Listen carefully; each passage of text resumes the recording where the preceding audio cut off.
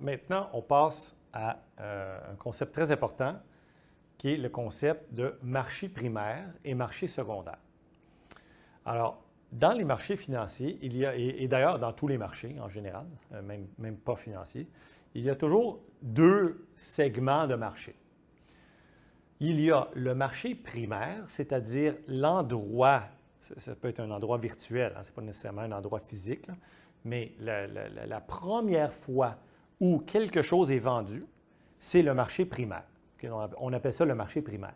Pourquoi on appelle ça le marché primaire? Bien, ça le dit, c'est que la première fois que la chose est vendue, ça engendre des entrées d'argent pour le vendeur initial. Donc, le meilleur exemple pour expliquer ça de façon là, simple, c'est de prendre un constructeur automobile. Donc, prenons par exemple Ford, okay? Donc la compagnie Ford. La compagnie Ford, la compagnie, produit des voitures. Supposons, prenons une voiture, là, elle produit une voiture, ça y est, elle vient de sortir de l'usine. Elle vend la voiture pour la première fois. Ça, c'est une première vente, okay, à, on va dire, un consommateur, quelqu'un comme moi, là, mettons, qui achète une Ford. Et donc là, moi, je donne 20 000 ou 30 000 ou 40 000 à la compagnie Ford. Elle obtient ces fonds-là. Donc, elle vient de lever des fonds, si on veut, dans le marché primaire des voitures. Okay? Ensuite, moi, je conduis ma Ford et 2-3 ans passent et 5 ans passent, puis ça ne me tente plus d'avoir cette voiture-là. Par exemple, je la trouve usagée ou quelque chose.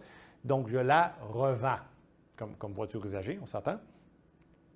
Lorsque je vais la revendre, le prix auquel je vais vendre, ça va me revenir à moi, n'est-ce pas? Donc, je vais obtenir ces fonds-là. Mais est-ce que ça donne des entrées d'argent à Ford? Pas du tout. Alors, c'est un peu la même idée dans les marchés financiers. C'est un peu plus complexe, mais c'est un peu la même idée.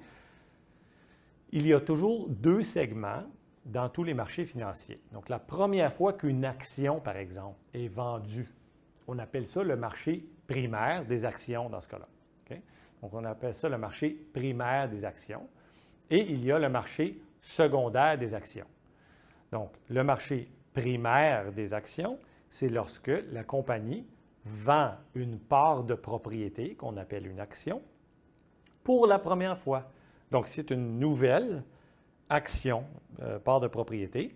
Mettons Microsoft, comme je disais tout à l'heure. Donc, elle vend une part de propriété, okay, dans sa compagnie. Et donc, je l'obtiens.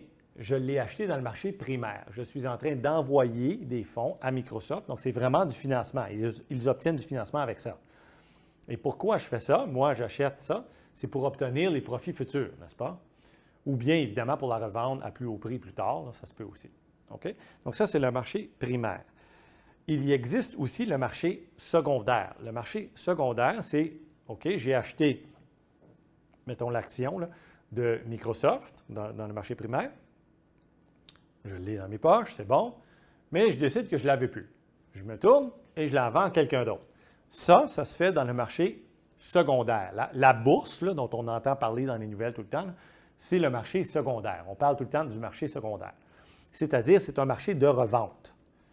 Alors, puisqu'il ne lève pas de fonds, ce marché secondaire-là, pour la compagnie initiale, à quoi sert-il? Il y a deux fonctions. Okay, donc, deux fonctions. Le marché primaire dans les marchés financiers. Un, c'est que le prix moyen dans le marché secondaire, le marché de revente des actions de Microsoft, mettons, bien, on observe les prix, puis on dit « Ah, OK, là, je veux émettre des nouvelles actions dans le marché primaire. Ça doit ressembler un petit peu quand même au marché secondaire. » Donc, ça sert de valorisation, d'estimation de la valeur, ou comme on dit en anglais, de pricing. Okay? Et donc, le marché secondaire sert au pricing des actions du marché primaire. Ça, c'est la première chose, donc très important. Le deuxième élément, fonction là, du marché secondaire, c'est que ça liquéfie le marché primaire. Imaginez, il n'y a pas de marché secondaire des actions. Donc, c'est-à-dire que si j'achète une action de, mettons, Microsoft, je suis pris avec pour toujours.